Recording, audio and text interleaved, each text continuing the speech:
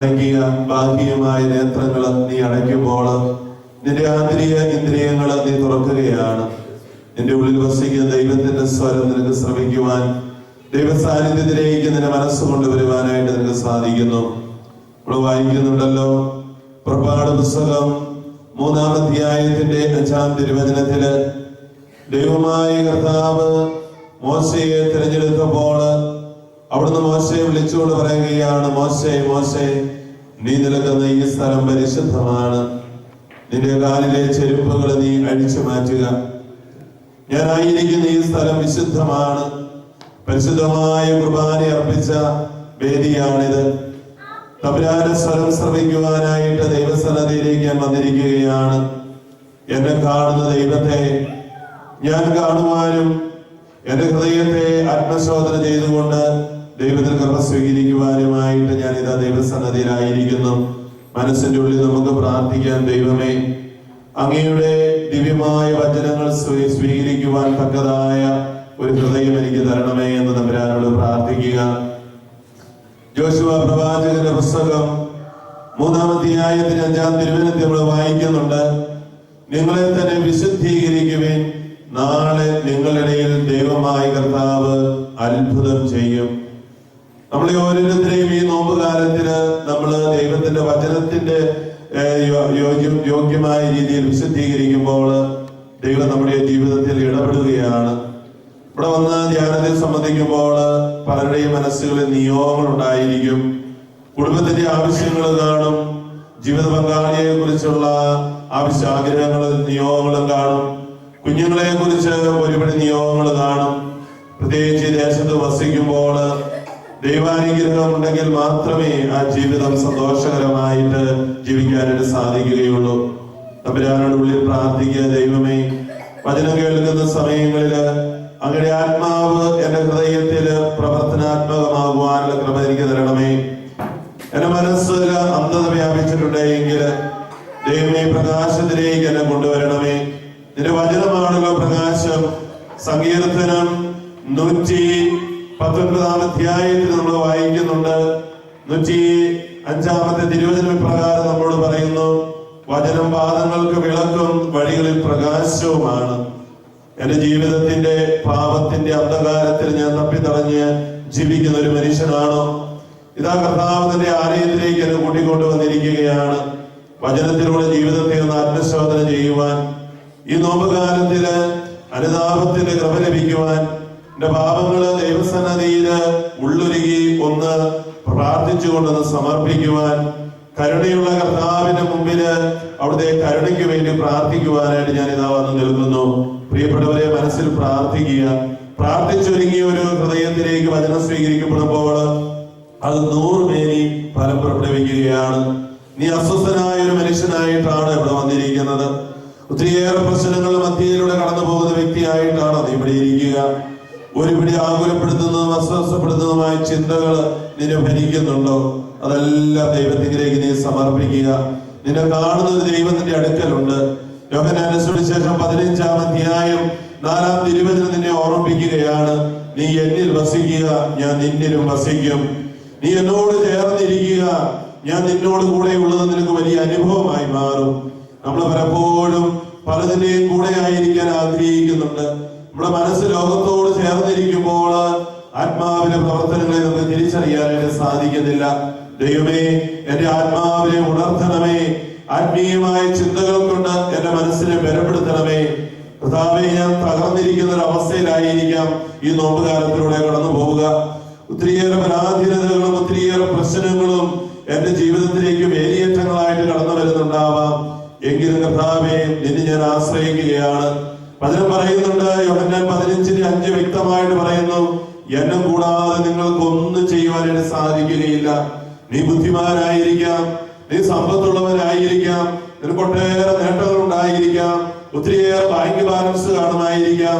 നീ ഇവിടെ വന്നതിന് ശേഷം പ്രതീക്ഷിച്ചേക്കാൾ കൂടുതൽ സമ്പത്ത് നിന്റെ ജീവിതത്തിന് കൈവകാശമായി വന്നിട്ടുണ്ടാവാം. പക്ഷേ അവരെ മറക്കരുത്, ഒരു നിമിഷം മതിയെല്ലാം ഒന്ന് തകരുവാനായിട്ട്. നിലവിളിച്ച് തമ്പുരാന്റെ സന്നിധിയിൽ നോമ്പുകാലത്തില് ദൈവമേ എന്ന് വിളിക്കാനുള്ള ഒരു മനസ്സെനിക്ക് തരണമേ എന്ന് പ്രാർത്ഥിക്കുക.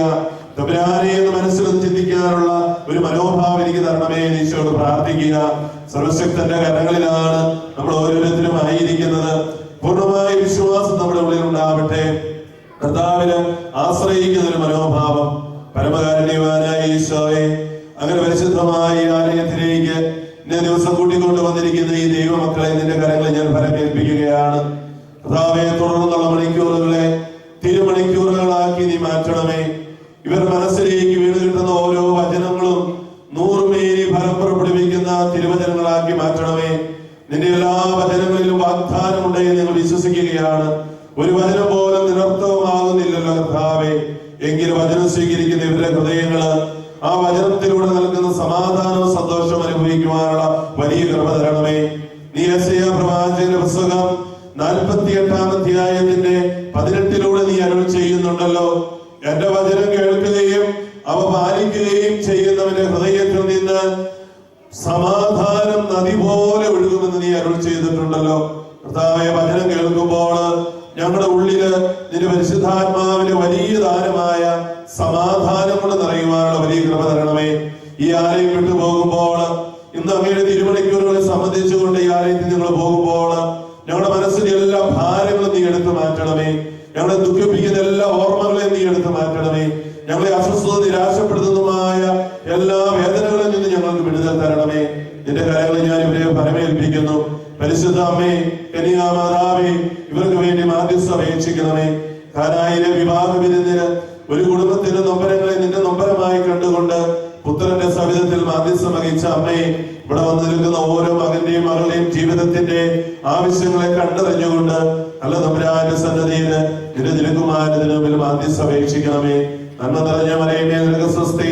കർത്താവ് അങ്ങയുടെ കൂടെ സ്ത്രീകളിൽ അനുഗ്രഹിക്കപ്പെട്ടവളാകുന്നു. അങ്ങയുടെ ഉദരത്തിൽ ഫലമായി ഈശോ അനുഗ്രഹിക്കപ്പെട്ടവനാകുന്നു. പാപികളായ ഞങ്ങൾക്ക് വേണ്ടി എപ്പോഴും ഞങ്ങളുടെ സമയത്ത് വചനമായ ദൈവത്തെ ഉദരത്തിലും ഹൃദയത്തിലും സ്വീകരിച്ച പരിശുദ്ധ അമ്മേ, വചനം സ്വീകരിക്കുന്ന ഓരോ നിമിഷങ്ങളിലും നിന്റെ പുത്രന്റെ വാഗ്ദാനമായ പരിശുദ്ധാത്മാവിനെ കൊണ്ട് ഞങ്ങൾ ഓരോരുത്തരും നിറയുവാനായിട്ട് അമ്മേ ഈശോയോട് മാധ്യസ്ഥ അപേക്ഷിക്കണമേ. നന്മ നിറഞ്ഞ മറിയമേ, നിനക്ക് സ്വസ്തി. കർത്താവ് അങ്ങയോടുകൂടെ സ്ത്രീകളിൽ അങ്ങ് അനുഗ്രഹിക്കപ്പെട്ടവളാകുന്നു. അങ്ങനെ ഫലമായി ഈശോ അനുഗ്രഹിക്കപ്പെട്ടവനാകുന്നു. ഞങ്ങൾക്ക് വേണ്ടി എപ്പോഴും നമ്മുടെ സമയത്ത് പരിശുദ്ധ അമ്മേ, ഞങ്ങളുടെ മാതാവേ, കാലിത്തൊഴുത്ത് മുതൽ കൽവരി വരെയും സഹരക്ഷകയായി മാറുകയും അവിടുത്തെ ദിവസത്തിന്റെ തിരുവുത്ഥാനത്തിന് ശേഷം തിരുസഭയെ വാർത്തെടുക്കുവാനും പരിശുദ്ധാത്മാവിന്റെ കൃപയ്ക്ക് വേണ്ടി ശിഷ്യന്മാരോടൊപ്പം ദാഹിച്ച് പ്രാർത്ഥിക്കുവാനും സാധിച്ച അമ്മേ, ഞങ്ങളും അങ്ങയുടെ തിരുകുമാരന്റെ ദിവ്യ സാന്നിധ്യം പരിശുദ്ധാരൂപിയുടെ കൃപയുടെ അനുഭവിച്ചറിയുവാനായിട്ട് ഞങ്ങൾക്ക് വേണ്ടി തിരുസന്നതിയിൽ മാധ്യസ്ഥ അപേക്ഷിക്കണമേ. നന്മ നിറഞ്ഞ മറിയമേ, നിനക്ക് സ്വസ്തി. കർത്താവ് അങ്ങയോടുകൂടെ സ്ത്രീകളിൽ അങ്ങ് അനുഗ്രഹിക്കപ്പെട്ടവളാകുന്നു. അങ്ങയുടെ ഫലമായി ഈശോ അനുഗ്രഹിക്കപ്പെട്ടവനാകുന്നു.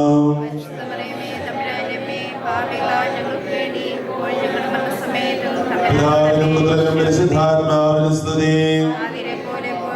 ഈശോ മിശിഹായുടെ വാഗ്ദാനങ്ങൾക്ക് നാം എല്ലാവരും യോഗ്യരാകുവാൻ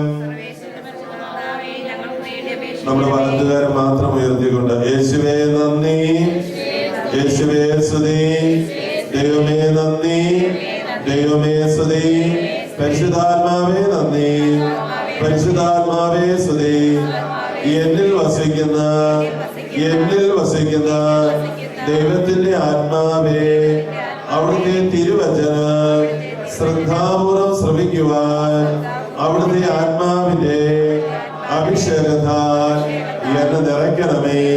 ഹല്ലേലൂയ, ഹല്ലേലൂയ, ഹല്ലേലൂയ. എല്ലാവരോടും